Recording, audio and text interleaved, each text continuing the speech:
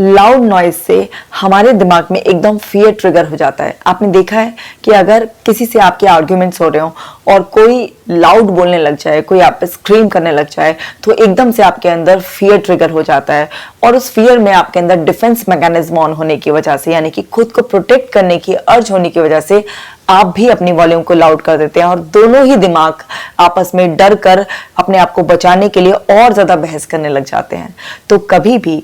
किसी भी अगर डिफरेंट ओपिनियन की सिचुएशन हो तो उसमें आप अगर डिस्कस कर रहे हैं उसको आर्ग्यूमेंट में कन्वर्ट होने से रोकिए, क्योंकि आर्ग्यूमेंट आपकी आवाज तेज कर देते हैं और उससे आपके अंदर ये डिफेंस मैकेनिज्म एक्टिव हो जाता है और आपकी बात और बिगड़ जाती है। तो आज इस बात का ध्यान रखें और अपनी आदत बदलें।